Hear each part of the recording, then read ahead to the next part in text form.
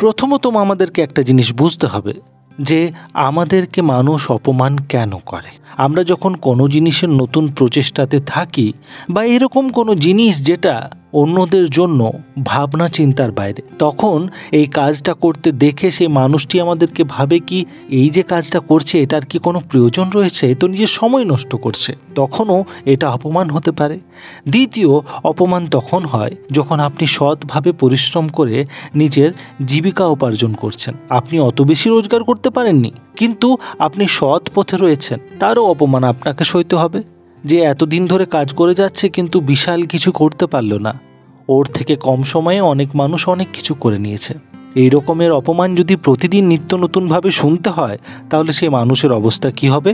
বাবা লোকনাথের ভক্তরা এই রকমের সিচুয়েশনের থেকে কিভাবে বেরোতে পারেন, ছোট ছোট টিপস, ছোট ছোট প্র্যাকটিক্যাল টুলস আমরা ব্যবহার করব, যেগুলোকে দিয়ে আমরা জানতে পারবো কি কিভাবে অপমানকে গায়ে না মেখে তার সুন্দর উত্তর আমরা দিতে পারি তাদেরকে। ফার্স্ট অফ অল একটা জিনিস আমাদেরকে বুঝতে হবে যে অপমান যখন মানুষ আমাদেরকে করে তখন আমাদের যেখানে সর্বপ্রথমে আঘাত লাগে সেটা হচ্ছে আমাদের অহংকারে। আমাদের মনে একটা এরকম স্থান রয়েছে যেখানে আমরা নিজের ছোট্ট অহংকারকে পুষে রাখি।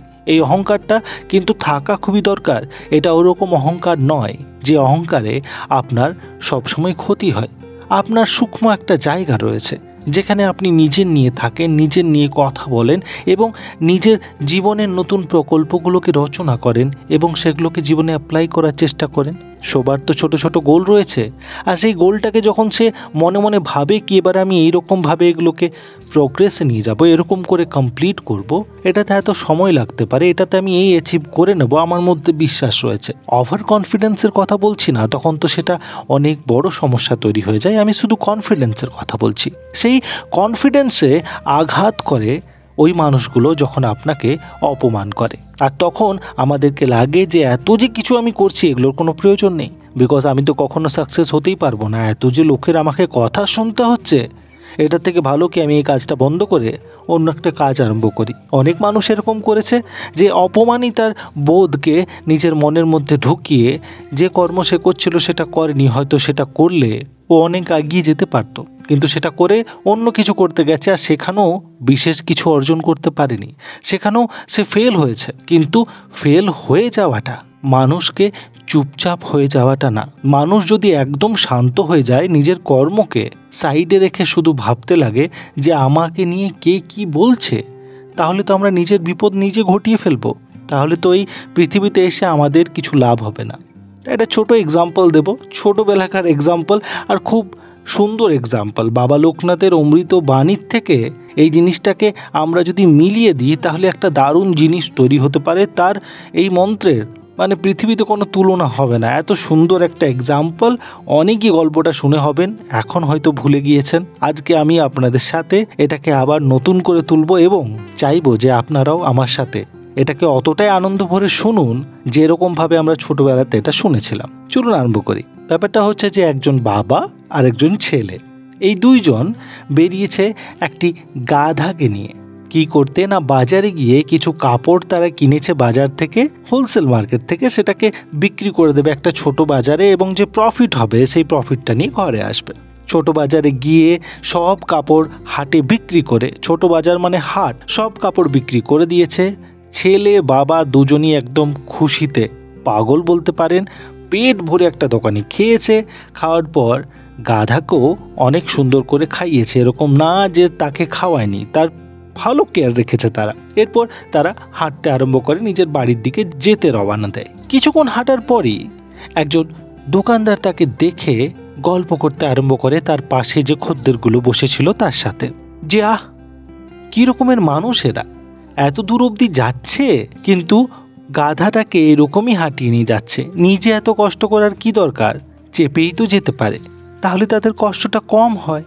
কথাটা তার বাবা শুনতে পারে। তাদের এখন কিন্তু গাধার উপরে চাপার কোনো ইচ্ছা ছিল না, তারা অনেক ফ্রেশ ফিল করছিল এবং হেঁটে আনন্দ পাচ্ছিল। কিন্তু কথাটা শোনার পর তাকে লাগলো কি হ্যাঁ, এটা তো হতেই পারে, এটা এরা ঠিকই বলছে, আমাদেরকে কিরকম ভাবে অপমান করলো। সত্যি তো গাধাকে কি কেউ এরকম হাঁটিয়ে নিয়ে যায়, গাধার উপরে চেপে যায় সবাই। তাহলে সেই গাধার উপরে বাবা এবং ছেলে দুজন চেপে যেতে আরম্ভ করলো। কিছুক্ষণ পরেই আবার কিছু লোক তাদেরকে দেখে এবং আবার কথা বলতে আরম্ভ করে। এইবারে কথাটা আরো ডেঞ্জারাস। এবার বলছে যে কি রকমের নির্মম, কি রকমের নির্দয় এরা। একটা গাধার উপরে বাবা এবং ছেলে দুজনই বসে গেছেন। বাবার ওজন মোটামুটি 100 কিলোর কাছাকাছি, আর ছেলেটাও 40 কিলো, 140 কিলো ওজন দিয়ে তার জীবনটাই আজকে মেরে দেবে। আজকে আর গাধাকে বাঁচতে আর এরা দিল না।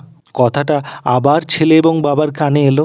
এইবারে তারা ভাবলো কি সত্যি আমাকে আবার অপমান সইতে হলো, আমরা তাহলে কত বড় ভুল করছি, এই গাধাটাকে আমরা হয়তো মেরেই ফেলছি। তাড়াতাড়ি নেমে গেল এবং শুধু ছেলেটিকে চাপিয়ে রাখলো এবং বাবা হেঁটে হেঁটে আসছে যাতে ওজনটা একটু কমে যায়। সে নিজের বুদ্ধির প্রয়োগ করছে যে এত বেশি ওজনের থেকে আমি যে ছেলেটাকে চাপিয়ে রাখি এবং আমি নিজে হেঁটে হেঁটে আসি।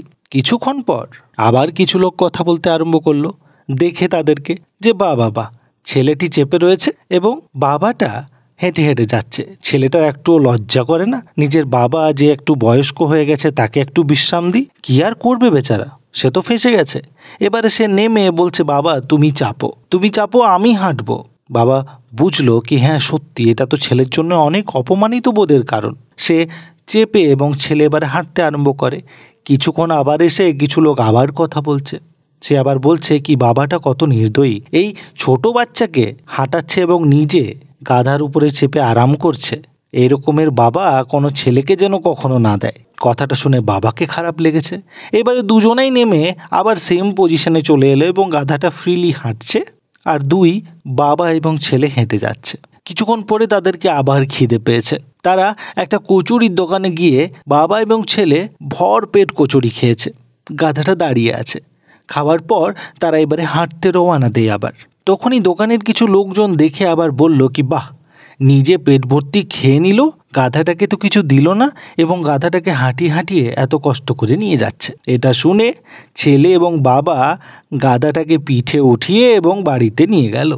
এই অপমানিত বোধ সে সবসময় শুনে নিজের কাজের মধ্যে সব সময় ডিসিশনে চেঞ্জ করতে করতে করতে শেষমেশে গাধাকে মাথার উপরে বসিয়ে ফেলল। অপমানিত বোধ মানুষকে কোথায় পৌঁছাতে পারে যদি সে সেটাকে নিজে গায়ে মেখে নেয়।